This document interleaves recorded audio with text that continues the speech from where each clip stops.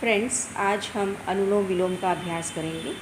अनुलोम विलोम प्राणायाम, इसके शब्द को समझना है। अनुलोम और विलोम मतलब सीधा और उल्टा नॉस्ट्रिल ऐसे भी कह सकते हैं। या एक नॉस्ट्रिल से सांस लेना, फिर दूसरे से छोड़ना है, वहीं से सांस लेना और दूसरे से छोड़ना। You are using one after the other, एक के बाद एक, इसीलिए विपरीत भी कहते हैं कि यहाँ दायां और बायां। हम अनुलोम विलोम में पहले हम लेफ़्ट नॉस्ट्रिल से सांस को लेते हैं, दाहिने से सांस को बाहर छोड़ते हैं, फिर दाहिने से ही सांस को लेते हैं और बाएं से प्रश्वास करते हैं। तो यहाँ पे we are using the alternate nostrils, इसीलिए इसका हम कह सकते हैं अनुलोम मतलब सीधा और वो उल्टा, दूसरा मतलब विलोम मतलब उल्टा। यू मस्ट हैव हर्ड और you also know that in Hindi व्याकरण में हम विपरीत शब्द को अनुलोम विलोम भी कहते हैं, विलोम शब्द जैसे ना, इसीलिए। तो अनुलोम विलोम को नाड़ी शोधन प्राणायाम भी कहा गया है, क्योंकि हमारे शरीर के समस्त नाड़ियाँ इससे साफ़ हो जाती है और शरीर में ताजगी आती है और प्यूरिफिकेशन हो जाता है, मतलब क्लेंसिंग हो जाता है इससे। तो वेरी वेरी इफ़ेक्टिव प्राणायाम। इसके लाभ को यानी बेनिफिट्स को हम बाद में समझेंगे। अब हम इसके टेक्निक को करते हैं। तो टेक्निक को समझ लीजिए किस तरह से करना है अनुलोम विलोम प्राणायाम को। देख लीजिए, एक राउंड आप देखें, सभी को आता है पर फिर भी आप सही तरीके से करने के लिए सीख जाएंगे। तो राइट नॉस्ट्रिल को बंद करते हैं, दाहिने नथुने को अंगूठे से बंद करेंगे। अब बाएं से सांस को लीजिए, बाएं को बंद करें और दाहिने से सांस को छोड़ें धीरे धीरे। पूरी तरह से सांस छोड़ने के बाद वहीं से सांस को लें और फिर उसे बंद करते हुए बाएं से प्रश्वास करें। यहाँ पे हमारा एक राउंड कंप्लीट होता है ना। अब इसके शुरुआत करने के पहले, मतलब आप सभी करने के लिए उत्सुक हो, पर इसे करने के पहले कुछ कुछ गलतियाँ जो हम कर लेते हैं, जो स्वाभाविक गलतियाँ हैं, उन्हें ध्यान रखते हैं। तो सबसे पहले जो गलती होती है वो ये है कि दाहिने नथुने को या बाएं नथुने को बंद करते समय नाक को टेढ़ा करना। कुछ लोग बहुत ज़्यादा ही नाक को टेढ़ा कर देते हैं, तो वो ध्यान में रखना है। नाक को टेढ़ा नहीं करना है, सिर्फ अंगूठे से या उंगली से टच करना है। जैसे ही आपने वहाँ पे टच कर दिया, बस वो बंद हो जाता है। उसे टेढ़े करने की कोई ज़रूरत नहीं है। ये पहली गलती है। दूसरी गलती है सांसों की आवाज़। तो सांस लेते समय आवाज़, सांस छोड़ते समय भी आवाज़ करना, तो वो नहीं करना है। बिल्कुल सहज गति में सांसों को लेना और छोड़ना है। मतलब इतना धीमा होना चाहिए या इतना सूक्ष्म होना चाहिए कि अगर आपके सामने रुई के यानी कॉटन के फाहे भी रखे तो वो सांस लेते समय, सांस छोड़ते समय वो हिले नहीं। They will not vibrate even if we keep some cotton threads in front of the nostrils. Okay. और तीसरी गलती जो ये होती है कि स्पाइन को ऊपर नीचे करना या गर्दन को ऊपर नीचे करना। मतलब आप अपने शरीर से संबोधित कर रहे हैं कि हम सांस ले रहे हैं तो गर्दन ऊपर ले रहे हैं, सांस छोड़ते समय गर्दन को नीचे लेना, ये सब गलत है।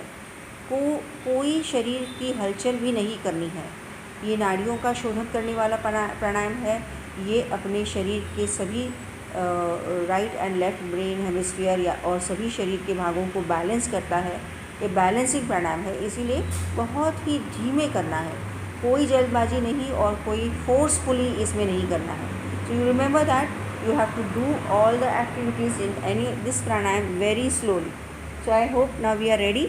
Late us do 2 rounds before we go for further explanation of Anulom Vilom. आप सभी उत्सुक हो तो पहले 2 राउंड्स कर लेते हैं। सीधे बैठ जाइए, दाहिने नथुने को बंद करें, बाएं से सांस को ले, बाएं को बंद करें, दाहिने से सांस को छोड़े, वहीं से सांस को ले, दाहिने से सांस को ले और बाएं से सांस को छोड़ना है। तो जब आप सांस को छोड़ते हैं तो दूसरे नथुने को बंद करना है। So now one more round, the second round. Left nostril, breathe in, close the left, open the right, breathe out slowly. Right nostril only, breathe in, close the right, open the left, breathe out slowly, relax. So now 2 rounds we have done. आपने समझ लिया है। सिर्फ कलाई की movement होगी और बाकी हाथ की कोई नहीं मूवमेंट है, ना ही आपकी गर्दन की, ना ही पीठ की और ना ही सांसों की आवाज़। That is a very cooling balancing pranayam. That's why you should see that you are not overdoing or exerting yourself. Balancing pranayama, मन को शांत करने वाला प्राणायाम, इसीलिए यहाँ पे एक्सर्शन दिखना नहीं चाहिए। अब कुछ कुछ और चीज़ों को ध्यान में रखो कि जैसे अगर आपकी सेहत अच्छी है, कोई प्रॉब्लम नहीं है, कोई सिस्टमिक बीमारी नहीं है, तो आप सांस लेना, सपोजिंग आपने सांस लिया, उससे ज़्यादा समय सांस छोड़ने के लिए करें। तो अगर आपकी सांस लेने की क्रिया 4 है काउंट, तो आप सांस को छोड़ना 8 होगा। सांस लेना 4, सांस छोड़ना 8, उतना समय लीजिए, सो डबल। पर अगर आपको सांस की कोई बीमारी है या और कोई तकलीफ़ है, तो आप इक्वल रेशियो में करो। सांस लिया 4 तक, तो सांस छोड़ना भी 4 तक। ओके, तो जो नॉर्मल हेल्थ है वो 8 तक करेंगे, और जो कोई प्रॉब्लम है, ख़ास करके कोई बीमारी इसकी है, मतलब सांसों की समस्या है, तो आपको इक्वल रेशियो में करना है। तो अब हम 2 राउंड्स इस तरह से करेंगे ताकि आपको समझ में आ जाएगा। मैं काउंट दूंगी कि उतना समय तक आपको सांस अंदर भर लेना है। सांस भरते समय पेट में और सीने में पूरी तरह से सांस को भर लीजिए। Okay, so all of you ready. आप राइट नॉस्ट्रिल को बंद करें और बाएं से धीरे धीरे सांस को भरें। 1 2 3 4। बाएं को बंद करें, दाहिने से सांस को छोड़ना है।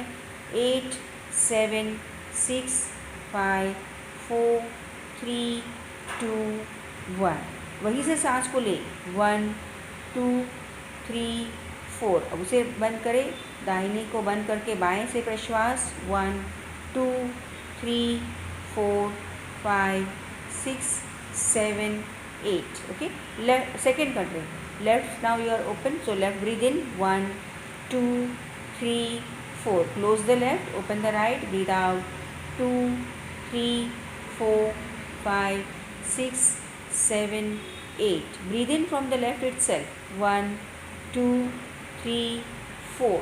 Close the left, open the right, 1 2 3 4 5 6 7 8। अब धीरे से हाथ को नीचे रखें।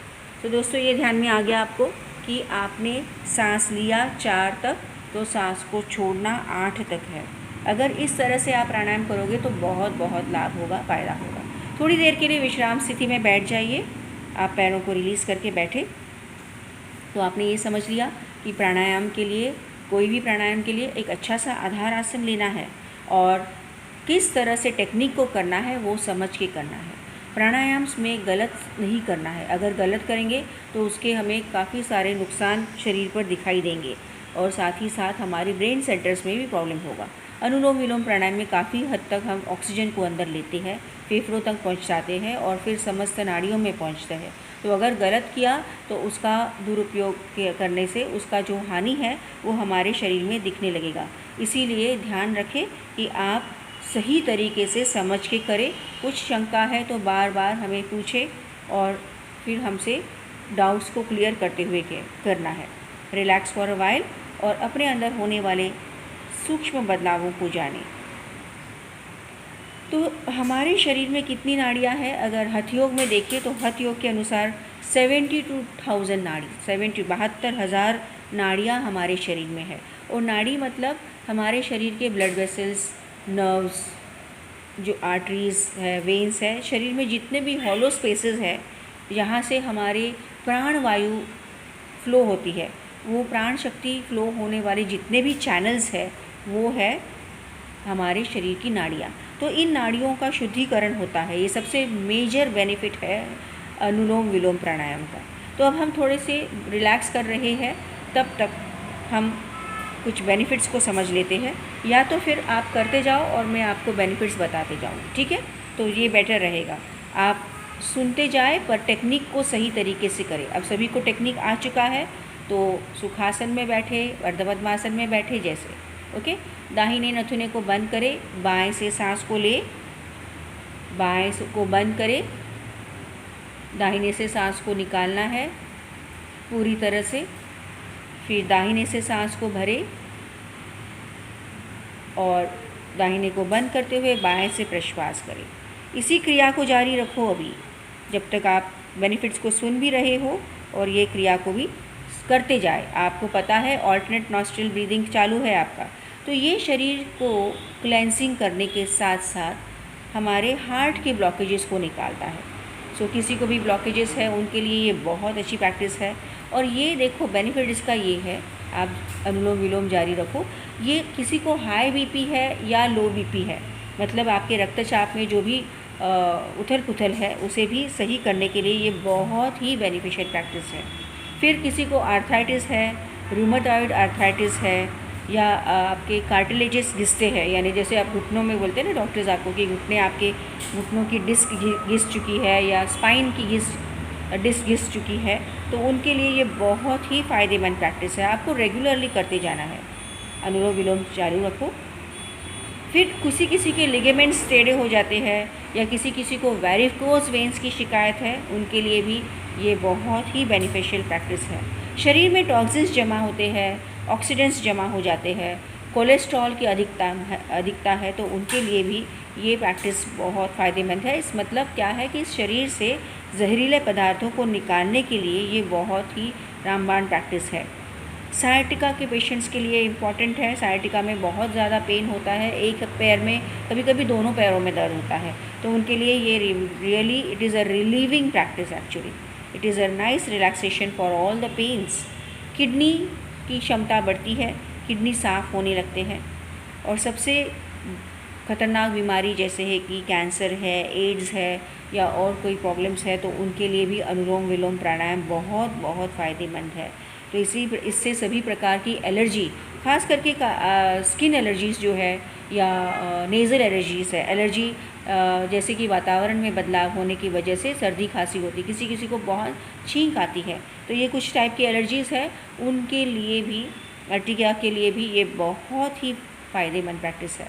आजकल कॉमन प्रॉब्लम है बच्चों के लिए या बड़ों के लिए, सभी के लिए मेमोरी का, तो ये मेमोरी और कंसंट्रेशन को बढ़ाने के लिए अनुलोम विलोम is really really very very very beneficial practice.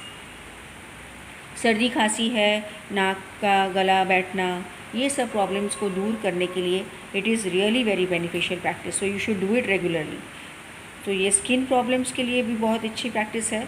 और साथ ही साथ मस्तिष्क से संबंधित जैसे कोई व्याधि है, जैसे कि कोई कहते हैं ना हमें अर्धशिशी है, माइग्रेन, हाफ माइग्रेन और फुल माइग्रेन, बहुत पेन होता है, सिर में बहुत पेन रहता है, दर्द रहता है, तो माइग्रेन के जैसे दर्द है वो भी दूर होता है। देखो टेक्निक को सही करें आप। ऑल्टरनेट नॉस्ट्रिल्स, आप बेनिफिट्स को सुन रहे हैं, पर राइट और लेफ़्ट नॉस्ट्रिल ऑल्टरनेटली ब्रीदिंग जारी रखें।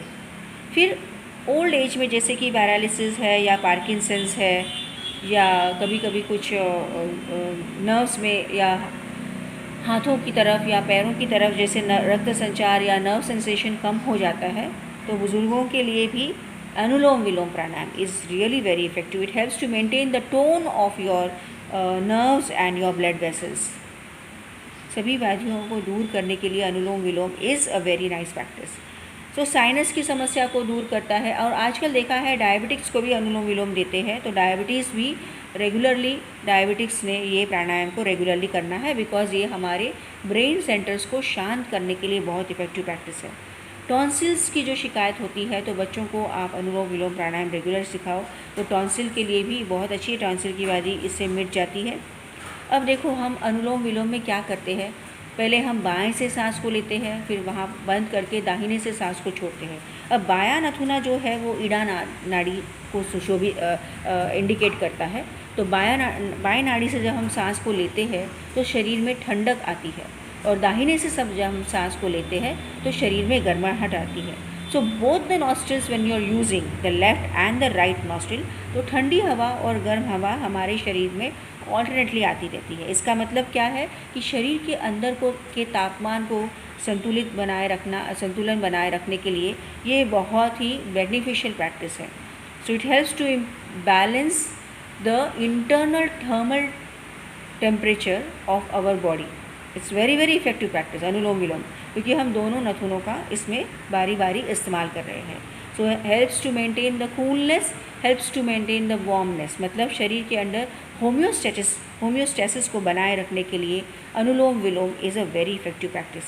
और सबसे इम्पॉर्टेंट बेनिफिट अनुलोम विलोम का है कि इससे आपकी रोग प्रतिकारक शक्ति बढ़ जाती है। और आज आपको समय पता है, इस समय में जो ये प्रॉब्लम चल रहा है इसमें हमारी इम्यूनिटी को बढ़ाना है, तो रेगुलर अनुलोम विलोम करो तो कोरोना हो या और कोई बीमारी हो वो दूर भाग जाएगी, क्योंकि आपकी रोग प्रतिकार शक्ति इससे बढ़ जाएगी।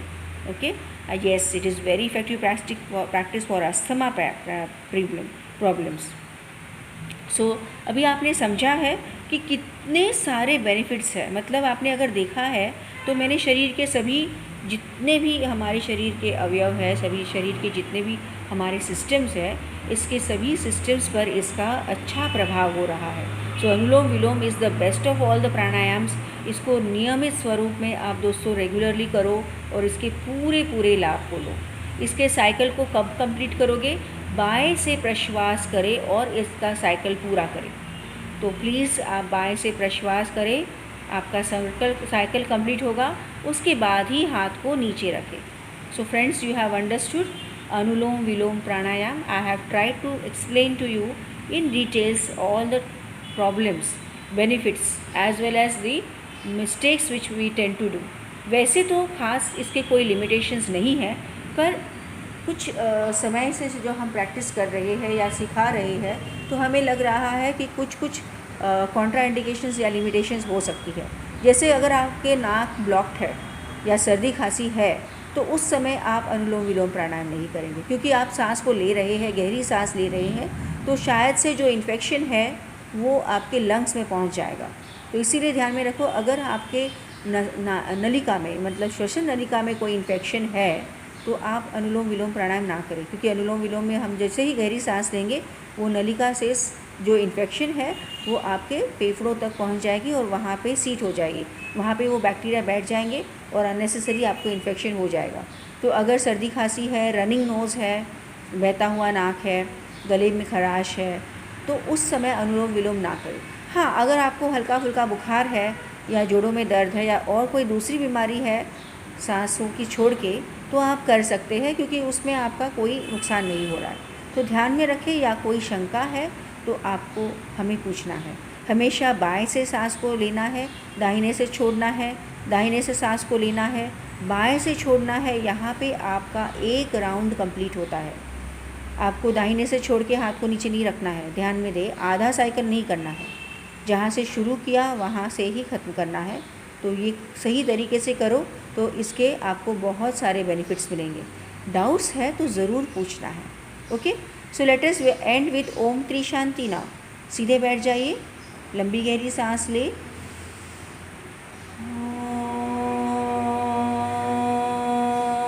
ओम शांति शांति शांति। धीरे से दोनों हाथों को रब करें, अपने चेहरे को हल्का मसाज कीजिए। फिर से हाथों को रब करना, पूरे शरीर पर घुमाएं। एक बार और हाथों को मले, चेहरे पर रखें, हाथों को देखते देखते आँखों को खोलें। धन्यवाद।